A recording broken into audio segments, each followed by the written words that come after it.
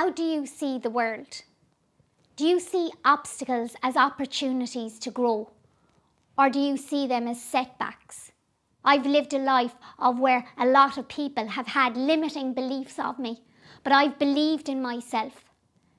Being visionary is about having a vision for your life and chasing after it.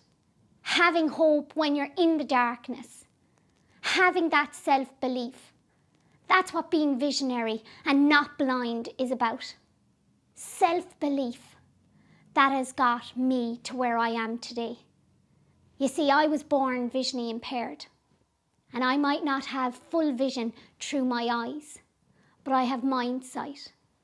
Along the way on achieving your vision for your life, you will face setbacks, you will face struggles, you will face pain, you will face suffering. But adversity, it's not what happens us, it's how we react to it. How do you see the world? You see, in life, we all have mountains to climb. And as you're climbing that mountain, there will be many distractions along the way. There will be people who tell you, why are you doing this? There will be people who will say, you're crazy. But as you climb that mountain, you will learn about yourself. You will learn about your inner strength. You will learn about your self-belief. You will learn to keep going. Because it's the journey of learning about ourselves that is the beautiful thing. Yes, the view from the top of the mountain is great. But what's greater is learning about yourself and overcoming those hard times. Because you see, I've had many people throughout my life who's had to try to put me down, who's tried to tell me, don't climb the mountain. Don't climb the mountain. That's what people have said to me. Because their limiting beliefs of my life, they've tried to dictate my future, but I've had a vision for my life and I've pursued it. Don't just dream your goals. Chase after them. Have a vision for your life. Have an action plan and implement it. Choose to be visionary, not blind. Climb that mountain. Don't get distracted. Have inner self-belief and learn about yourself. In life, we all have a vision. We all have goals. As a young child, I had a vision for my life. I had goals.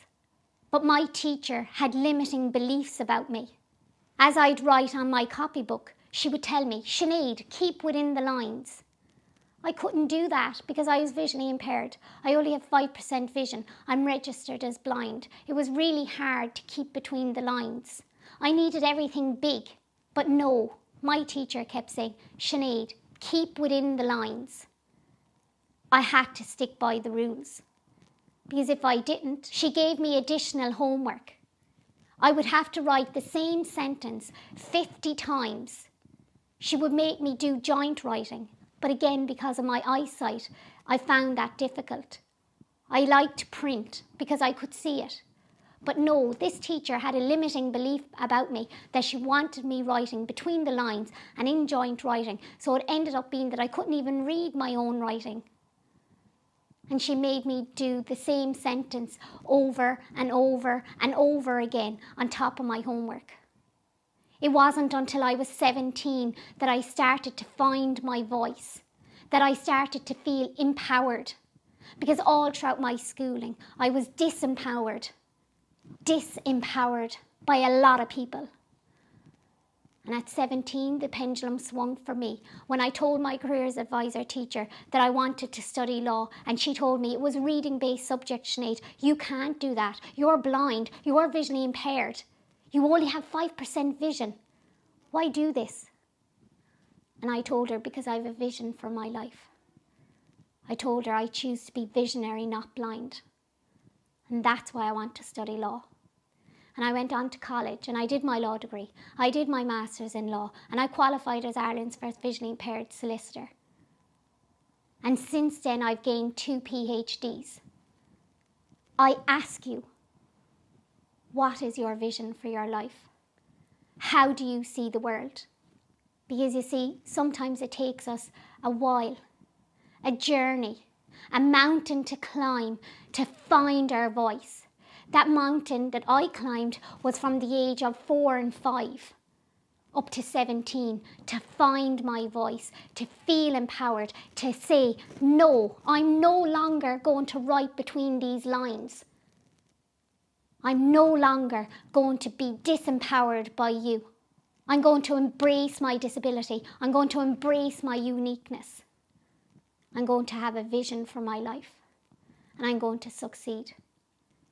When I was also in school, I was never involved in PE because, again, I was disempowered. I was told, oh, you have a disability. You can't do PE. I was left sitting on a PE bench, left sitting to the side. And at age 30, I was given the opportunity to run a 10K. I didn't have a clue what a 10K was, but a charity for blind and visually impaired children asked me would I be an ambassador for them and run this 10K, and I automatically said yes, because I was brought up with the value that it's important to do charity work, to give back to society, and so I said yes. And in saying yes, that yes has changed my life. My running journey since then has gone from strength to strength. From a girl who was disempowered, who was told to write between the lines. From a girl who was left sitting on a PE bench in school, to a girl who went on and got a solicitor qualification. A girl who went on and has achieved 2 PhDs.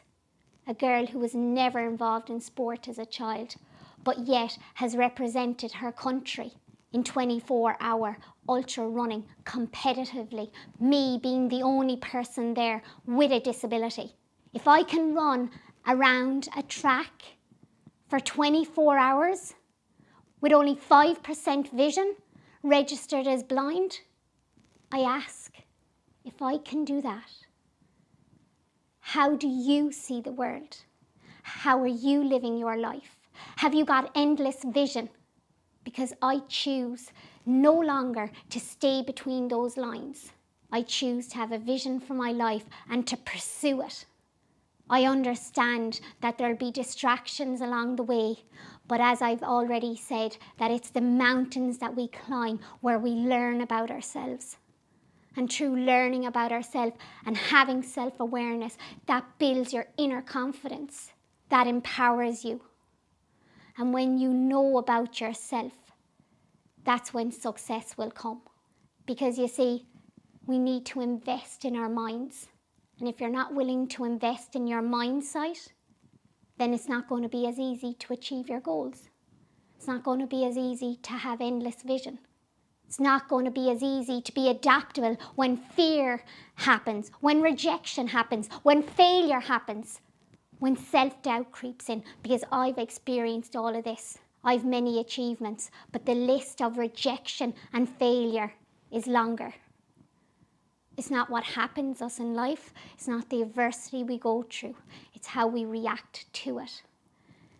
It's that journey of discovery, of eventually finding our voice and standing up for ourselves.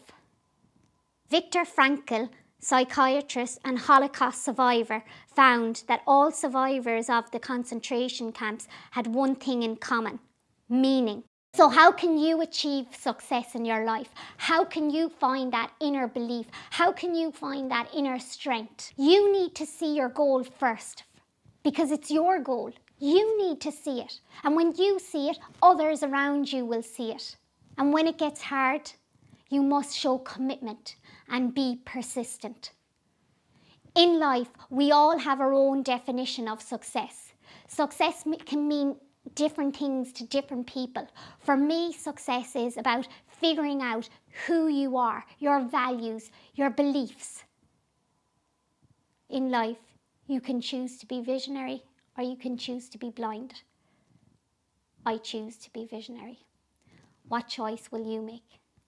When I did the World Marathon Challenge, which was 7 marathons on 7 continents within 7 days, yes, you heard right, 7 marathons on 7 continents within 7 days, 6 days, 9 hours to be exact. And yes, it was painful, and yes, it was difficult going through 15 different time zones, having 295 kilometres of running all of that week, running a marathon every single day and flying then to a different continent. Yes, that was all hard. Yes, I suffered.